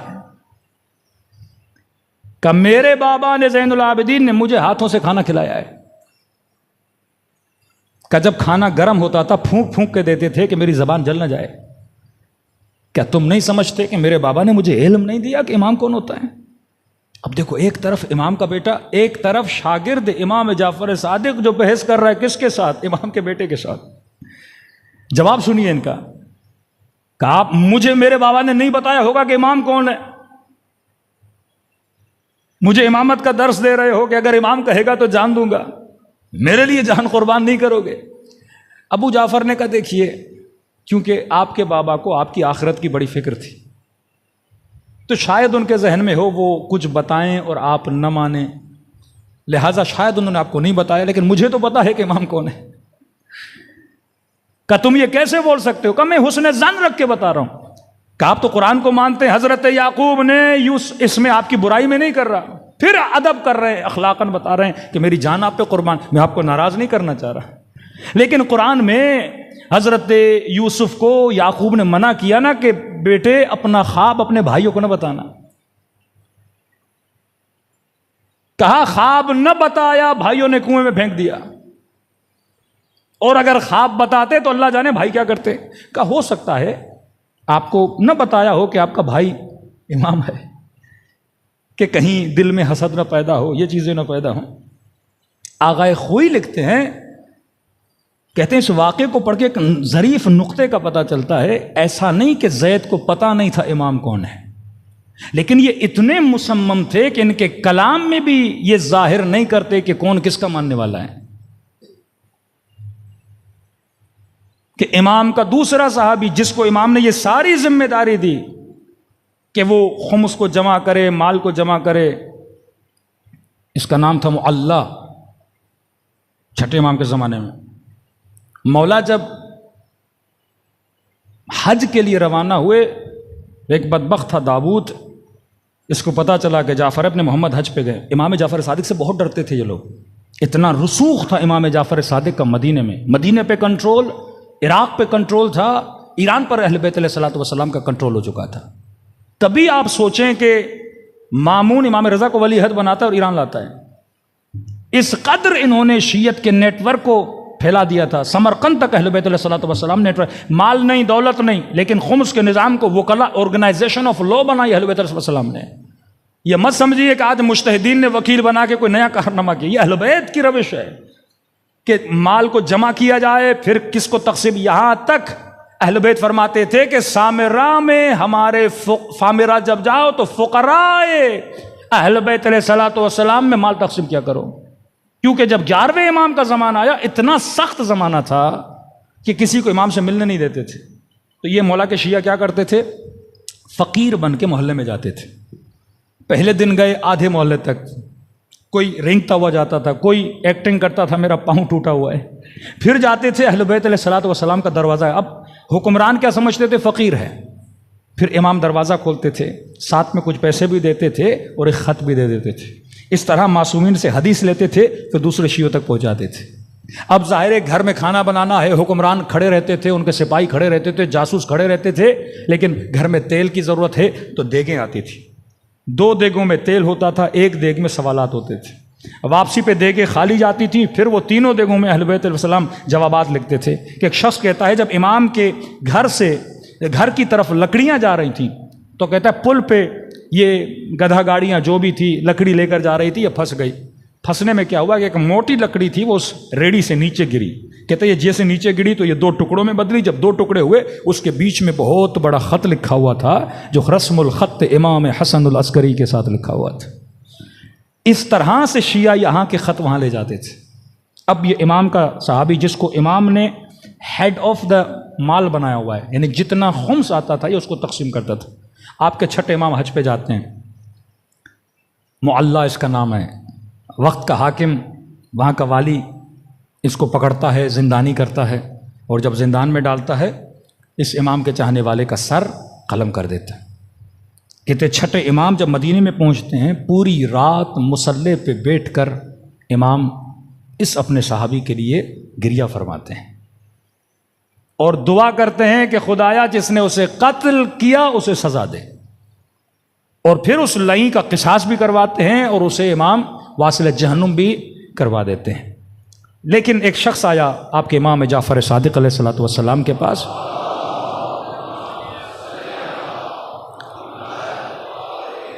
فرمایا مولا ہمارے لیے مصیبت کبریٰ ہے کیونکہ جناب معلّہ شہید ہو گئے۔ امام نے فرمایا صحیح کہہ رہے ہو مصیبت ہے، لیکن معلّہ کے اندر ایک مسئلہ تھا۔ اب ایک طرف یہ اتنا صاحب کرامت ہے کہ جب زندہ تھا امام کے پاس آتا ہے اور امام کہتے ہیں کہ معلّہ تم مجھے پریشان لگ رہے ہو۔ اب یہ مدینے میں تھے، اس کے بچے تھے کوفے میں۔ کہتا مولا مجھے اپنے بچوں کی بڑی یاد آئی ہے۔ تو امام کہتے ہیں آنکھیں بند کر۔ آنکھیں بند کرتا ہے، اس کے چہرے پہ چھٹے امام ہاتھ پھیرتے ہیں۔ جب ہاتھ پھیرتے کہتے ہیں آنکھیں کھول۔ جب آنکھیں کھولتا ہے تو یہ کوفوں میں اپنے بچوں کے بیچ میں بیٹھا ہوتا ہے، بچوں سے مل لیتا ہے۔ پھر امام کہتے ہیں آنکھیں بند کر، پھر امام ہاتھ پھیرتے ہیں، پھر یہ خود کو کہاں پہ پاتا ہے؟ مدینے میں پاتا ہے۔ مطلب اہل سر بھی تھا کہ معصوم اس کو طی العرض بھی کراتے تھے۔ اپنی زندگی میں امام نے اسے ایک نصیحت کی تھی، فرمایا معلّہ ہمارے حق کا دفاع کرنے میں اتنے جذباتی نہ ہوا کرو، کیونکہ اس کے خون میں تھا کہ دفاع کرے اہل بیت علیہ السلام کا۔ اب دشمن کبھی کبھی اسے تنگ کرتا تھا، کسی محفل میں بیٹھا ہوتا تھا اور اگر امام جعفر صادق کو کسی نے برا کہا، یہ فوراً کھڑا ہو کے دفاع کرتا تھا۔ اس دفاع کے نتیجے میں یہ پہچانا جاتا تھا، جس کی وجہ سے مارا گیا۔ تو جب اس نے کہا کہ مولا یہ مصیبت کبریٰ ہے، امام نے فرمایا مصیبت کبریٰ تو ہے، لیکن یاد رکھنا دشمن کی جنگ ہمارے لیے آسان ہے، اگر ہم سے لڑیں یہ اتنا بڑا مسئلہ نہیں، لیکن ہمارا راز فاش کرنا، ہماری حدیثیں بتانا، راز سے مطلب یہ ہے کہ خود کو یہ دکھلانا کہ میں شیعہ ہوں، فرمایا یہ ہمارے لیے اس سے زیادہ سخت ہے، کیونکہ اگر تم نے خود کو ظاہر کر دیا کہ میرے شیعہ ہو، امام نے فرمایا یا سولی پہ چڑھایا جائے گا یا تمہارا سر قلم کر دیا جائے گا۔ تو فرمایا اس معاشرے میں اگر کام کرنا ہے تو اصحاب سر بن کے کام کرو، اور اسی طرح اہل بیت علیہ الصلوۃ والسلام نے کام کیا کہ آپ کی جتنی فقہ اربعہ ہیں، وہ زمانہ جو جبر گرائی کا زمانہ تھا، جس میں کہتے تھے اگر کوئی مر گیا تو اللہ کی مرضی سے، اگر کوئی جیا تو اللہ کی مرضی سے، یہاں امام نے فرمایا الامر بین الامرین۔ صلوات پڑھے محمد و آل محمد پر۔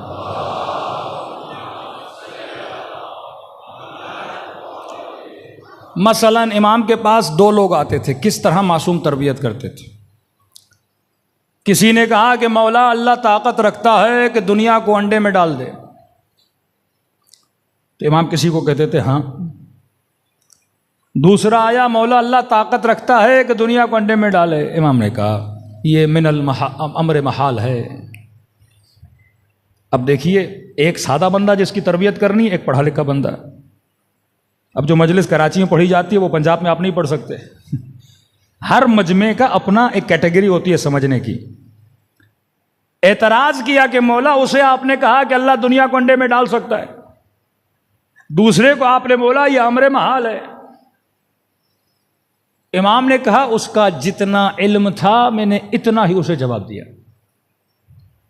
اس سے کہا کہ اللہ دنیا کو انڈے میں ڈال سکتا ہے، تو اس نے کہا مولا وہ کیسے؟ تو امام نے کہا دیکھو تمہاری آنکھ انڈے سے بھی چھوٹی ہے، اور تم اتنے مجمع کو دیکھ رہے ہو، دنیا کو دیکھ رہے ہو، درخت کو دیکھ رہے ہو، تو پوری دنیا آ گئی نا انڈے سے چھوٹی آنکھ میں۔ اور اس نے کہا مولا ماشاءاللہ واہ واہ، نعرہ مار کے نکل گیا کہ مولا آپ نے کیا بات کر دی، اس کی عقل اتنی۔ امام نے کہا اگر میں دوسرے کو بولتا نا، وہ آیا تھا بصرے سے، بڑا مولا کا تیز صحابی تھے، امام نے کہا اگر میں اسے بولتا نا کہ دنیا آنکھ میں جس طرح سما گئی ہر چیز تو دنیا جا سکتی ہے، تو یہ مجھ پر اعتراض کرتا، کہتا مولا یہ درخت، یہ چاند، یہ ساری چیزیں اس کا عکس میری آنکھ میں، یہ تو میری آنکھ میں نہیں گئے۔ ابھی کیمرے سے میری ویڈیو ریکارڈنگ ہو رہی ہے، اب یہ تو نہیں میں کیمرے میں گھس گیا ہوں، یوٹیوب پر مجالس پڑھی، یہ تو نہیں سارے مولانا یوٹیوب کے اندر ہیں، ایسا تو نہیں ہے۔ اور میں نہیں، عکس چلا جاتا ہے کیمرے کے اندر، یوٹیوب میں عکس ہے، آپ نہیں ہو۔ تو کہا دنیا نہیں گئی آنکھ میں، آنکھ میں دنیا کا عکس گیا، تو وہ مجھ پہ اعتراض کرتا تو امام نے اسے کیا جواب دیا؟ فرمایا یہ امر محال ہے اور محالات پہ اللہ کی قدرت جاری نہیں ہوتی۔ لیکن دوسرے مکاتب جو تھے، مکاتب اشعری، جن کا یہ نتیجہ ہے کہ خدا چاہے تو یزید کو جنت میں بھیجے گا، ان اللہ علی کل شیء قدیر، خدا ہر شے پہ قادر ہے۔ تو یہ وہ ذہنیت رکھنے والے جو کہتے تھے اللہ دنیا کو انڈے میں بھی ڈال سکتا ہے، تو جب دنیا انڈے میں جائے تو یزید بھی جنت میں جا سکتا ہے بھائی، وہ عقیدہ ان اللہ علی کل شیء قدیر، خدا ہر شے پہ کیا ہے؟ قادر ہے۔ تو کہا بھائی اونٹوں کی قطار کو کیا خدا سوئی سے؟ اب یہ زمانہ ہے چھٹے امام کا جہاں پہ ایسے فکری سوالات ہو رہے، توحید خدا میں، قدرت خدا میں، قرآن حادث ہے، قرآن قدیم ہے، یہ مباحث علمی، ان کا جواب کون دے رہا ہے؟ چھٹے امام۔ یہ وہ زمانہ غلات کا زمانہ، یہ وہ زمانہ نصیریت عروج پر ہے، یہ وہ زمانہ صوفیہ عروج پر ہے کہ چھٹے امام پہ اعتراض کرتے آپ نے اچھا لباس پہنا، ہم آپ کے بابا علی کی طرح لباس پہن رہے ہیں۔ امام رضا پہ اعتراض کرتے آپ اچھے کھانے کھاتے ہیں، ہمیں دیکھیے ہم کھجوروں پہ گزارا کر رہے ہیں۔ اس معاشرے میں اہل بیت کیا کر رہے ہیں؟ اصلاح معاشرے کہ ذہبی کہتا ہے کہ 5ویں امام افقہ الرجال تھے عرب میں، ان سے بڑا کوئی فقیہ نہیں تھا۔ اگر خلافت کے لیے کوئی واقعاً ہو سکتا تھا وہ محمد باقر تھے۔ امام نے اسے جواب دیا یہ امر محال ہے۔ یہاں پہ یہ مکتب عقلانیت کا مکتب ہے، یہاں پہ اللہ کو لاکھ سجدے کرتے ہو کہ خدا نے اہل بیت علیہ الصلوۃ والسلام کے لیے ساتھ ہمیں جوڑا، ورنہ آج بھی ہم جبر کے قائل ہوتے ہیں کہ جو کچھ ہو رہا ہے اللہ کر رہا ہے، ہم نہیں کر سکتے۔ کا امام کیسے؟ امام نے فرمایا دیکھو یہ امر محال ہے اور محالات پہ خدا کی قدرت نہیں چلتی۔ کیا مطلب ایک چیز کو اللہ نے محال بنایا، خدا خود اپنے قانون کو نہیں توڑتا۔ اللہ نے انڈے کو چھوٹا بنایا، اللہ نے دنیا کو بڑا بنایا، اللہ نے انڈے کو کمزور بنایا، اللہ نے دنیا کو مضبوط بنایا، تو کمزور میں مضبوط نہیں جا سکتا، یہ اللہ کے قانون کے خلاف ہے۔ کہاں اللہ کر سکتا ہے ایک صورت میں، یا انڈے کو بڑا کرے یا دنیا کو چھوٹا کرے، لیکن اپنے بنائے ہوئے قانون کی مخالفت خدا کیسے کرے گا؟ یہ امر محال ہے۔ ایک چیز کو خدا نے ضعیف بنایا ہے، یہ اللہ کا قانون ہے، یہ ضعیف ہو۔ اب اگر ضعیف کے اندر قوی جائے تو ضرورت اس بات کی ہے کہ خدا اپنے قانون کو بدلے، اس ضعیف کو قوی بنائے اور اس قوی کو کیا بنائے؟ ضعیف بنائے، تب یہ ہو سکتا ہے۔ اس نے کہا مولا یہ بات میری سمجھ میں آ گئی۔ عقلانی دلیلیں دیتے تھے، اپنے شیعوں کو تیار کرتے تھے۔ بڑے بڑے مناظرے ہیں اصحاب امام کے، مسجد میں جاتے مناظرہ کر رہے ہیں، حاکم وقت کی دربار میں جا رہے ہیں مناظرہ کر رہے ہیں، لوگوں کی فکری تربیت کی۔ اور اس معاشرے میں اتنے بزرگان تھے، لیکن اگر کسی کو باقر العلوم بولا گیا وہ آپ کے امام کو بولا گیا کہ علم کا چراغ ہے۔ بڑے بڑے لوگ آ کر فقہی مسائل آپ کے امام سے پوچھتے تھے۔ صلوات پڑھے محمد وآل محمد پر۔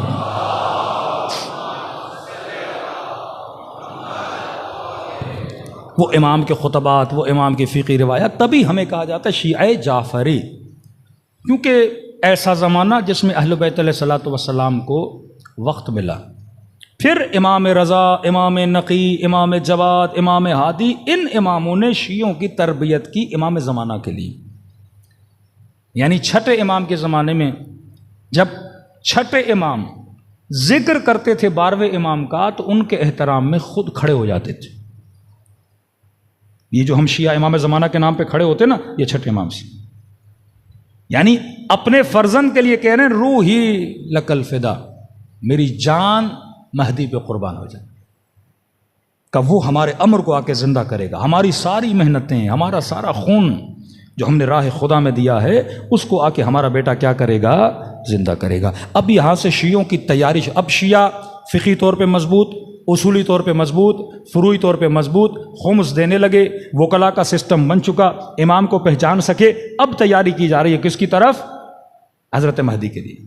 اب عجیب ہے، کوئی ایسے شیعہ بھی تھے جو 10 سال گزر جاتے تھے اپنے امام سے ملتے نہیں تھے، مطلب موقع نہیں تھا۔ کوفے میں ہے 10 سال امام کو نہیں دیکھا، لیکن امام کے پیغام کو پہنچا رہا ہے۔ پھر 7ویں امام کے بعد آپ کو ایک نئی روش نظر آتی ہے اہل بیت علیہ السلام کی، کہ اہل بیت نے شیعوں کے ساتھ ڈائریکٹ رابطہ کم کر دیا۔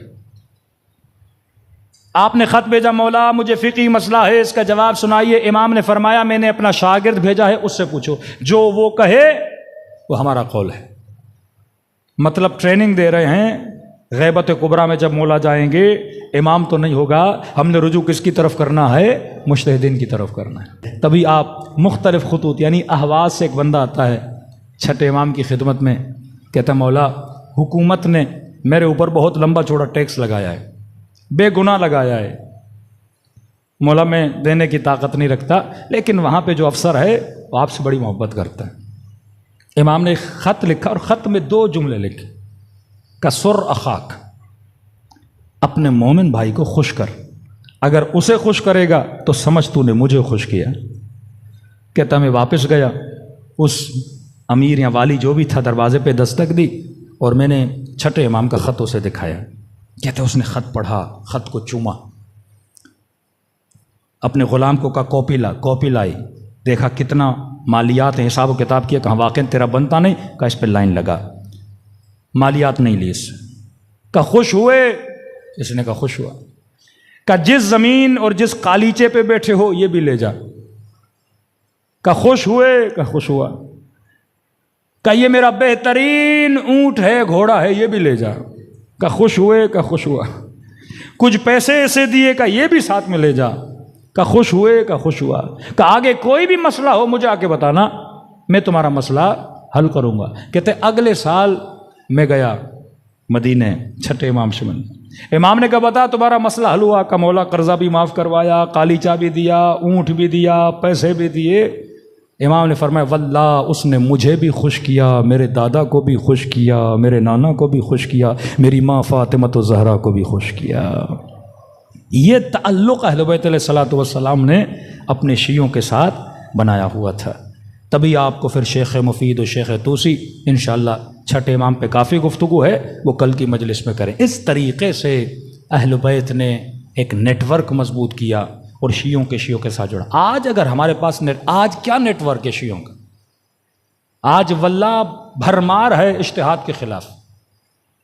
پڑھے لکھے نوجوان کہتے مولانا یہ دلیل وہ دلیل، میں کہتا ہوں عقل کی طرف رجوع کرو، مرکزیت نہیں تو کچھ بھی نہیں۔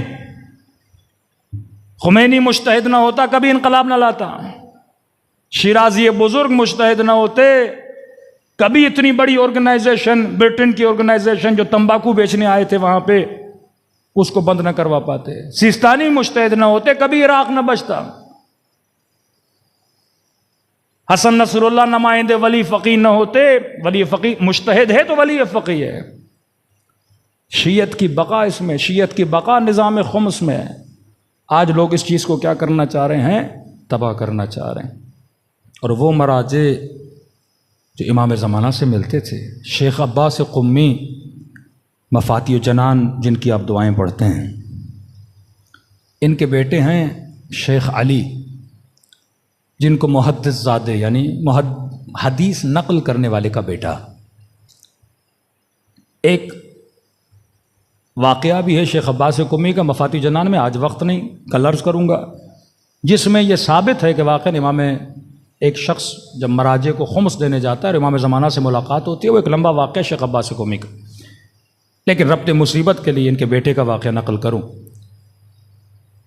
شیخ علی قمی محدث زادے یہ مولا کے ذاکر تھے، مجالس پڑھتے تھے۔ کہتے ہیں 20 سال میں نے ذکر مصیبت ابی عبداللہ الحسین پڑھا، 20 سال۔ کہتے ہیں ایک محرم کے بعد میرے گلے میں مسئلہ ہوا، فرماتے ہیں ڈاکٹر کے پاس گیا، ڈاکٹر نے چیک اپ کیا، کہا شیخ علی آپ کو گلے کا کینسر ہو چکا ہے۔ میں نے کہا علاج ہوگا کہ نہیں؟ اب دیکھیے ایک خطیب کے پاس کیا ہے؟ گلا، گلا نہیں تو کچھ بھی نہیں۔ ایک ڈرائیور کے پاس کیا ہے؟ گاڑی، گاڑی نہیں تو کچھ بھی نہیں۔ ایک رائٹر کے پاس کیا ہے؟ قلم، قلم نہیں تو کچھ بھی نہیں۔ ایک ایکٹر کے پاس کیا ہے؟ چہرہ، چہرہ نہیں تو کچھ بھی نہیں۔ ذاکر امام حسین کے پاس گلے کے علاوہ کچھ بھی نہیں، گلا ہے تو ذاکر ہے، گلا نہیں تو ذاکر نہیں۔ کا شوق لگا سن کے، کینسر ہو گیا گلے کا۔ میں نے کہا علاج ممکن ہے؟ کہا شیخ علی علاج تو ہوگا لیکن ایک شرط ہے، اگر عمل کرو تو میں تمہیں ٹھیک کر دوں گا۔ کیا کروں؟ کہا 20 مہینے تم نے کسی سے کوئی بات نہیں کرنی، صرف نماز کی حد تک نماز پڑھو، کسی سے بات کرنی ہے لکھ کر دو، کوئی مسئلہ بیان کرنا ہے لکھ کر دو، لیکن کلام نہیں کر سکتے، کیونکہ اگر بات کرو گے یہ گلے کی جو تارے ہیں تمہارے آواز کی تارے، وہ ڈیمیج ہو جائیں گی اور ہم تمہارا علاج نہیں کر سکتے، ان پہ زور نہیں لاؤ، اگر چاہتے ہو ہم علاج کریں اور کینسر سے بچو لہٰذا یہ کرو۔ شیخ علی کہتے میں نے کہا ٹھیک ہے۔ کہتے کئی مہینے گزرے میں نے کسی سے بات نہیں کی، کوئی کام تھا میں لکھ کر دیتا تھا، لیکن شیخ علی کہتے ہیں محرم کا مہینہ آیا، ایک ذاکر امام حسین جو 20 سال سے مجلس پڑھ رہا ہوں، نوحہ خوانی کر رہا ہوں، مصائب حسین پڑھتا ہو، اور ایک ایسا وقت آئے وہ بول نہ سکے، یا آپ اس ذاکر سے پوچھئے اس کے اوپر کیا گزرتی ہے۔ کہتا پہلی محرم آئی بہت رویا کہ مولا توفیق چھن گئی، اب میں آپ کا ذکر نہیں کر سکتا، اب میں آپ کے مصائب نہیں پڑھ سکتا۔ شیخ علی کہتے ہیں 6-7 محرم کا دن آیا، سو گیا، کہتے خواب کے عالم میں غالباً اپنے بابا کو یا کس کو دیکھا، وہ کہہ رہے تھے کہ شیخ علی اس کمرے میں رسول خدا بیٹھے ہیں اور امام حسین بیٹھے ہیں، اور مجھے کہہ رہے ہیں کہ شیخ علی کو بلاؤ ہمارے لیے ذکر مصیبت کرے۔ میں نے کہا میں رسول خدا کے سامنے جرت نہیں کر سکتا، کہ رسول خدا بلا رہے کہ آ ذکر مصیبت کر ہمارے سامنے۔ کہتے اس کمرے میں داخل ہوا، رسول خدا بیٹھے تھے، امام حسین بیٹھے تھے۔ میں نے کہا جی یا رسول اللہ، کہ میرے حسین کے بچوں کے مصائب پڑھو۔ یا رسول اللہ میں کیسے جرت کر سکتا ہوں، یا رسول اللہ میرا گلا خراب ہے، کینسر کا مریض ہوں، کہ اللہ تجھے شفا دے گا،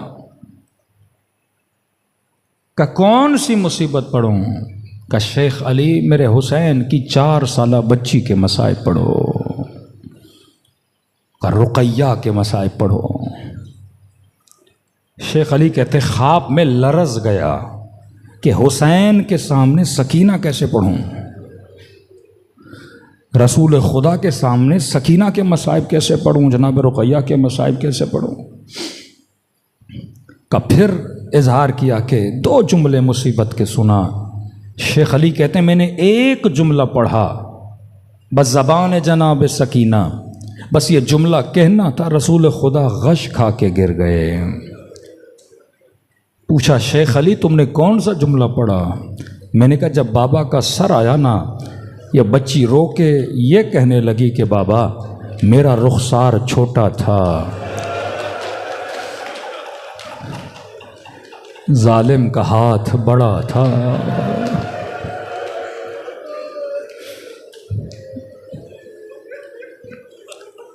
کا خواب کے عالم میں اتنے لرز رہے تھے کہ ان کی زوجہ نے ان کو اٹھایا، شیخ علی اٹھ، کیا ہوا؟ کا نیند سے اٹھا، پسینے سے گیلا۔ کا کیا ہوا؟ کا خواب میں رسول خدا آئے، سکینہ کے مصائب پڑے، رسول بے ہوش ہو گئے۔ شیخ علی کہتے ہیں ایک مرتبہ گلے کی طرف نگاہ کی، اللہ نے مجھے شفا دی۔ کہتے ہیں شیعوں مجھے اس خواب سے 2 چیزیں سمجھ میں آئیں، ایک تو رسول کو سکینہ کے مصائب بڑے پسند ہیں، دوسرا اگر شفا چاہتے ہو بیماریوں سے تو خدا کو سکینہ کا واسطہ دیا کرو، یہ واسطہ خدا رد نہیں کرتا۔ دلوں کو کربلا لے جائیں، یہ رونے کی راتیں ہیں، یہ حسین کو پرسے کی راتیں ہیں، یہ شکریہ کی راتیں، مولا حسین اتنی نجاستوں سے نکال کر آپ نے فرش عزا پہ بٹھایا ہوا ہے۔ امام باقر فرماتے ہیں ہمارے جد کی مجلس کو مجلس نہ کہا کرو، یہ جنت کے باغوں میں سے ایک باغ ہے جو تم محسوس نہیں کر پا رہے، یہ سمجھو کہ تم حسین کی محفل میں بیٹھے ہو۔ اللہ ان کا نتیجہ تجھے قیامت کے دن دکھائے گا۔ دلوں کو کربلا لے جائیں، سلام کریں جیسے سکینہ نے اپنے بابا کو سلام کیا۔ السلام علی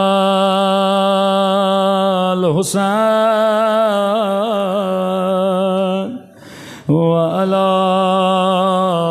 علی ابن الحسین وعلی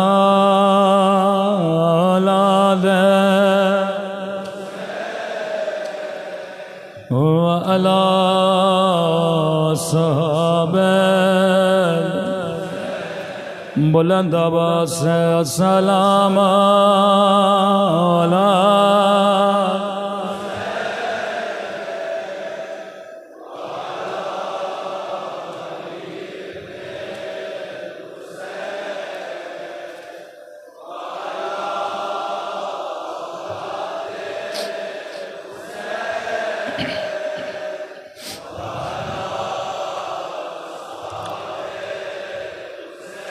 سب مل کے السلام علی الحسین وعلی علی ابن وعلی اولاد الحسین وعلی اصحابہ میرا سلام سکینہ کے رخساروں پہ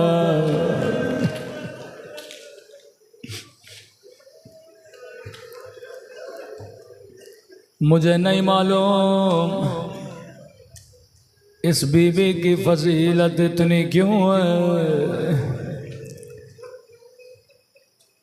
بڑی شباہتیں ہیں اہل بیت کے گھرانوں کی مصیبتوں میں، شاید کیونکہ سکینہ سیدہ زہرا سے بڑا ملتی ہے۔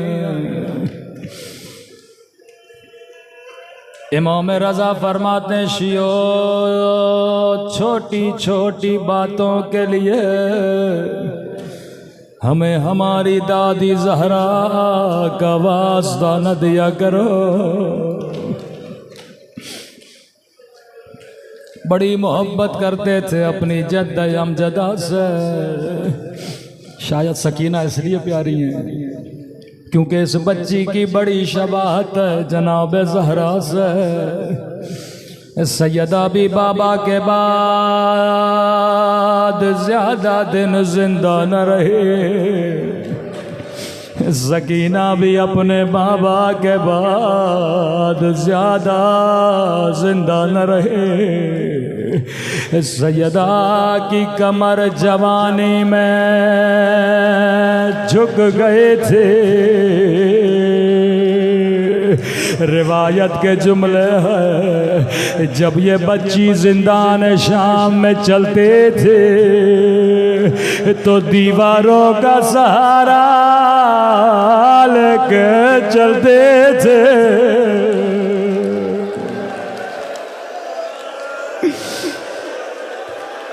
مدینے میں سیدہ کی کمر جھک گئے، شام کے زندہ میں سکینہ کی کمر جھک گئے تھے۔ ہمارے اساتذہ پڑھا کرتے تھے کہ جوانی میں سیدہ کے بال سفید ہو گئے، بچپنے میں سکینہ کے بال سفید ہو گئے، لیکن ایک مصیبت ہے جس کی شباہت سکینہ سے نہیں ہے، کسی اور شہید سے ہے۔ سنو گے وہ کون سی مصیبت ہے؟ مدینے میں سیدہ کی پسلیاں ٹوٹ گئے، کسی شہید کی شباہت زہرا سے نہیں ملتے، لیکن کربلا میں ایک یتیم بچہ ہے، جب گھوڑے سے گرا دائیں طرف کی پسلیاں بائیں طرف چلے گئے۔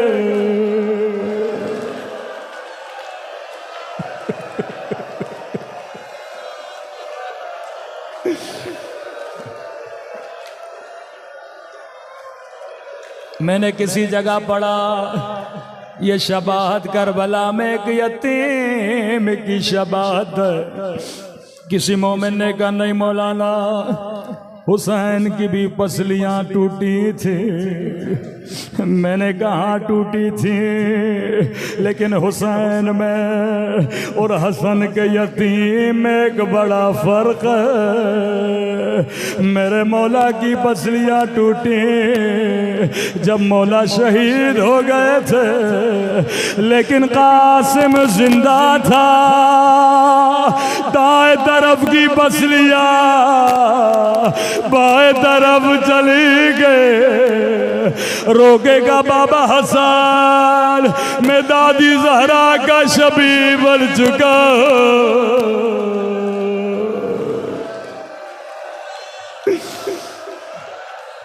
بابا ایک نگاہ یتیم پہ کرو، میری پسلیاں دادی کی طرح ٹوٹ گئے۔ شاید آپ کے ذہن میں سوال پیدا ہو، کسی اور شہید کی پسلیاں کیوں نہیں ٹوٹیں؟ مقتل کے جملے ہیں، جب حسین نے قاسم کو گھوڑے پہ بٹھایا، فرمایا بدن اتنا نحیف تھا، کہا ابا ذرا لے کر آ تاکہ جو تیر لگے رک جائے، جو نیزہ لگے رک جائے۔ عباس کہتے ہیں میں نے خیموں میں بڑا تلاش کیا لیکن کوئی ذرا نہیں ملا جسے قاسم کے بدن پہ رکھا جائے۔ یہ وہ شہید ہے جو بغیر ذرا کے میدان میں گیا، جب نیزے لگے قاسم کے بدن کے ٹکڑے ٹکڑے ہو گئے۔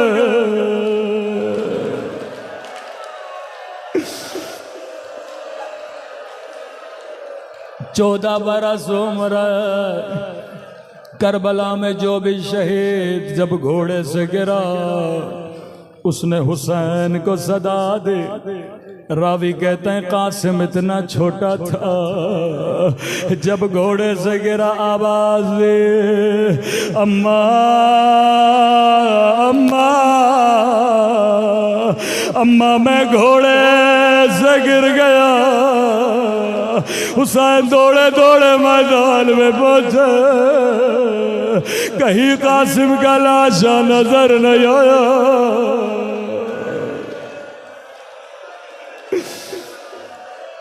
میرے استاد پڑھا کرتے تھے، حسین نے دائیں دیکھا لاشا نظر نہیں آیا، بائیں دیکھا لاشا نظر نہیں آیا۔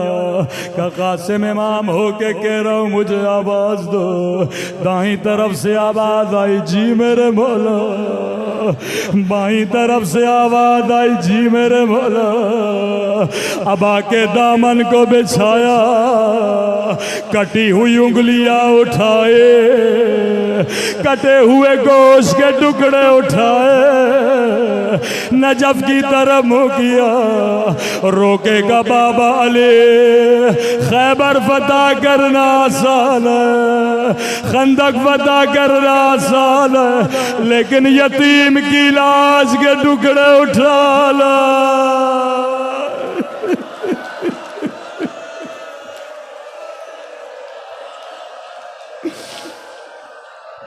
بابا یتیم کی لاش کے ٹکڑے اٹھانا بڑا مشکل ہے۔ میں قربان جاؤں حسین پہ، کبھی حسن کے بدن سے تیر نکالے، کبھی قاسم کی لاش کے ٹکڑے اٹھائے، کبھی عباس کے گڈے ہوئے باز اٹھائے۔ میرے مولا نے گٹھڑی کو باندھا، آخری جملے زحمت کو تمام کروں، گٹھڑی کو اپنے کاندھے پہ رکھا، خیمے کے در سے آواز دے مفزا ذرا بہن زینب کو بلانا۔ بی بی زینب خیمے کے در پہ آئے، کہنے لگے بہن زینب قاسم کا لاشا لایا، سیدہ نے کہا حسین تیرے ہاتھ تو خالی ہے، لاشا کہاں ہے؟ کہا زینب ماں کو نہ بتانا، یہ جو گٹھڑی دیکھ رہی ہو اس میں قاسم کی لاش کے ٹکڑے ہیں، ماتم حسین۔